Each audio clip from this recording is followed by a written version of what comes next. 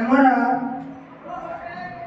ଏମିତି 2020 ଠାରୁ ଆମର ମୌଳିକ ସାକ୍ଷରତା ଓ ସଂଖ୍ୟା ଜ୍ଞାନ ନୀତି ଚାଲୁଅଛି।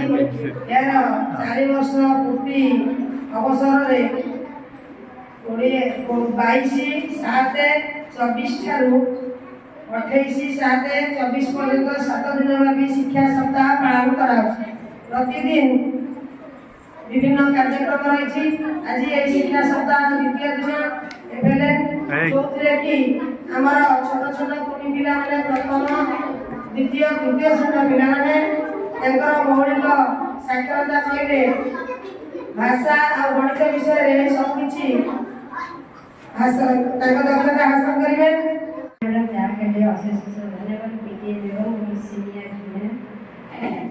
ମୌଳିକ ସାକ୍ଷରତା କହିଲେ ପିଲାମାନେ 3 ବର୍ଷରୁ 8 ବର୍ଷ ପର୍ଯ୍ୟନ୍ତ ସେମାନେ ଯେଉଁ ଶିକ୍ଷା ଗ୍ରହଣ କରନ୍ତି ସେ ଶିକ୍ଷାଟା ତାଙ୍କର ତାଙ୍କ ଜୀବନରେ ପ୍ରାୟ 85% ସେମାନେ ଶିକ୍ଷା ଲାଭ କରିଥାନ୍ତି।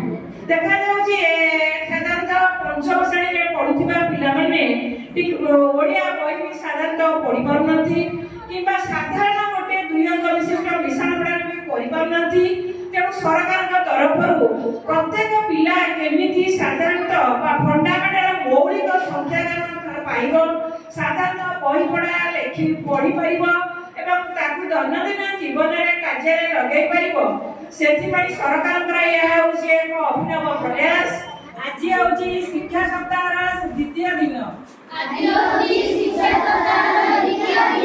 ଆମେ ଏହି ଶପଥ ନେବା ଯେ ଆମେ ବିଦ୍ୟାଳୟକୁ ଏକ ଆନନ୍ଦଦାୟୀ ଏବଂ ଅଭିଜ୍ଞତା ଭିତ୍ତିକ ଶିକ୍ଷଣ ସ୍ଥଳୀରେ ପରିଣତ କରିବାକୁ ଶପଥ ନେବା, ଯେଉଁଠାରେ ପିଲାମାନେ ସେମାନଙ୍କର ଭାଷାକୁ ମୁକ୍ତ ଭାବରେ ପ୍ରକାଶ କରିବେ।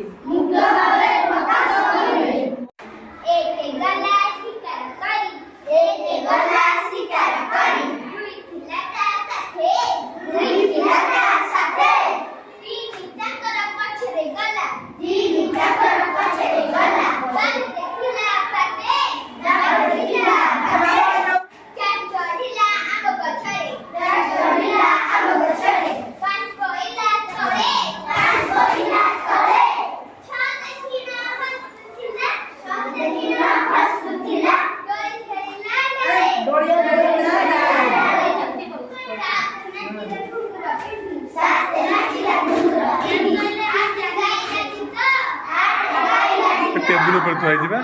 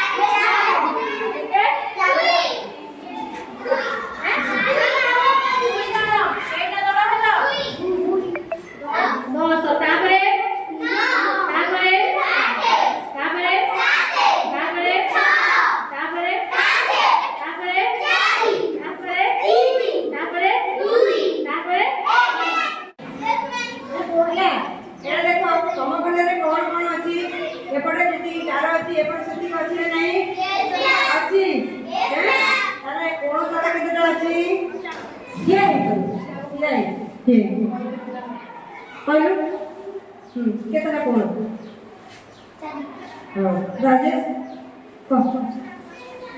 केतरा केतरा कोण केतरा कोई दिन बाबू क्या को क्या या एटा कोन दी एटा कोन दी एटा कोन दी एटा এটা হাও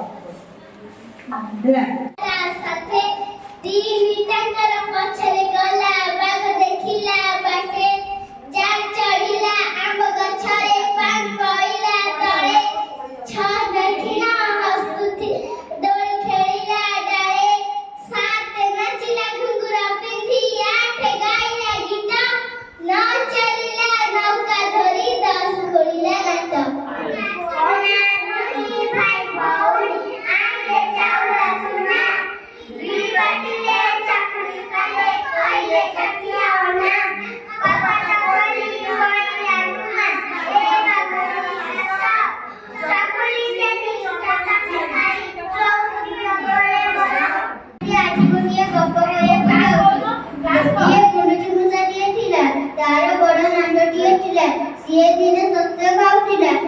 ବିଲେଇ ଆସି ତା ନାଞ୍ଜୁରଟିଏ ନେଇଗଲା। ଗୁଣ୍ଡୁଚି ମୂଷା କହିଲା, ତା ନାଞ୍ଜୁର ଦେ ମତେ। ବିଲେଇ କହିଲା, ମତେ ଭୋକ ଲାଗୁଛି, ତୁ ଯା ମୋ ପାଇଁ କ୍ଷୀର ଆଣିବୁ, ମୁଁ ତତେ ଦେବି। ଗୁଣ୍ଡୁଚି ମୂଷା ଗଲା ଗାଈ ପାଖକୁ। ଗାଈ କହିଲା, ମତେ କ୍ଷୀର ଦେ, ମୁଁ କ୍ଷୀର ନେଇକି ବିଲେଇକି ଦେବି। ବିଲେଇ ମୋ ନାଞ୍ଜ ଖରେଇ ଦବ। ଗାଈ କହିଲା, ମତେ ବି ଭୋକ ଲାଗୁଛି, ତୁ ଯା ମୋ ପାଇଁ ଘାସ ଆଣିବୁ, ମୁଁ ତତେ କ୍ଷୀର ଦେବି। ଗୁଣ୍ଡୁଚି ମୂଷା ଗଲା ଘାସ ଆଣିବାକୁ। ଘାସ ଆଣିକି ଗାଈକି ଦେଲା। ଗାଈ କ୍ଷୀର ଦେଲା। କ୍ଷୀର ନେଇକି ବିଲେଇକି ଦେଲା। ବିଲେଇ କ୍ଷୀର ପିଇକି ଗୁଣ୍ଡୁଚି ମୂଷାର ନାଞ୍ଜୁର ଫେରିଗଲା। ଗୋଟେ ଲୋକଟେ ଥିଲା, କହିଲା, ମୁଁ କେବେ ରାଜାକୁ ଦେଖିନି, ସିଏ ରାଜି ଭେଟ କଲେ କି? ସିଏ ଗଲା ଗଲେ ଗୋଟେ ଜଙ୍ଗଲରେ ଦେଖାଗଲା।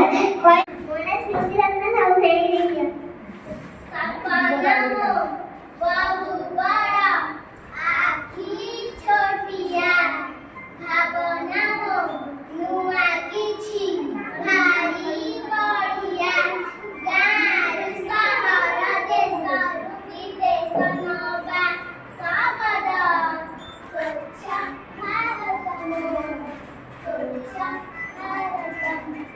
ପରିବେଶ ଭଲ ଥିଲେ ସଦ୍ୟ ଭଲ ରହିଥିବ। ଗାନ୍ଧୀଜୀଙ୍କ ଆହ୍ୱାନରେ ସଦା ମନେ ରହିଥିବ। ନିଜେ ବି ରହିବ, ଅନ୍ୟକୁ କହିବ ନବା ଶବଦ ସ୍ୱଚ୍ଛ ଭାରତ। ସେ ଜଙ୍ଗଲ ଥିଲା, ଗୋଟେ ବଡ଼ ଗଛ ଥିଲା, ଗୋଟେ ନାକଟି ବହିଥିଲା, ତା ନାଞ୍ଜ ନାଟି ଗୁଞ୍ଜି ପହଞ୍ଚୁଥିଲା। ଗୁଞ୍ଜି ମୂଷା ସେଠି ଖେଳୁଥିଲା।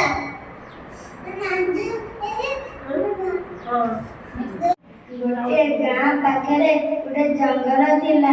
ଏ ଜଙ୍ଗଲରେ ଗୋଟେ ବଡ଼ ଗଛଟା ଥିଲା। ସେ ବଡ଼ ଗଛ ଉପରେ ଗୋଟେ ମାଙ୍କଡ଼ଟେ ବସିଥିଲା। ସେ ମାଙ୍କଡ଼ ନାଞ୍ଜ ମାଟି ଯାଏ ଲମ୍ବିଥିଲା। ତଳେ ଗୁଣ୍ଡୁଚି ମୂଷା ଖେଳୁଥିଲା। ଗୁଣ୍ଡୁଚି ମୂଷା ମାଙ୍କଡ଼ ନାଞ୍ଜରେ ଦୋଳି ଖେଳିଲା। ଗୁଣ୍ଡୁଚି ମୂଷା ଗଲା ତା ସାଥୀକୁ ଡାକିଲା। ସାଥୀ ଡାକିଲା, ମାଙ୍କଡ଼ ନାଞ୍ଜରେ ଦୋଳି ଖେଳିଲେ। ମାଙ୍କଡ଼ କଷ୍ଟ ନ ସହିପାରି ତଳେ ଗଳି ପଡ଼ିଲା। ପରିଚିତ ପିଲାଟିଏ ଚାଳିର ଚାଚି।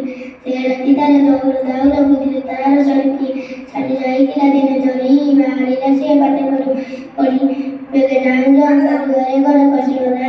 କୁଆରୀ ତଳେ ଗଲା ପରେ ଗୁରୁଡ଼ି ଦେଖିଲା ଦେହ ତାର ପାଣି କାଦୁଅରେ ସରସର। ନକରି ଆସୁଅଛି ତରବର ପଚାରିଲେ, ଗୁରୁ ଏଠି ହେଲା, ଏତେ ସରି ତଳି କିଏ କଲା? ପିଲାଟି କହିଲା, ବେଗେ ଆସୁ ଆସୁ କାଦୁଅ ଗୋଡ଼ ପଶିଗଲା। ଏକ ଜନମ ମୁଁ ଦେଖ, ଦୁଇ କାଠ ଖାଏ ଉଡ଼ି, ତିନି ସ୍ୱାଧୀନ ଦିନ, ଚାରି ନଈ ହବା ପାରି,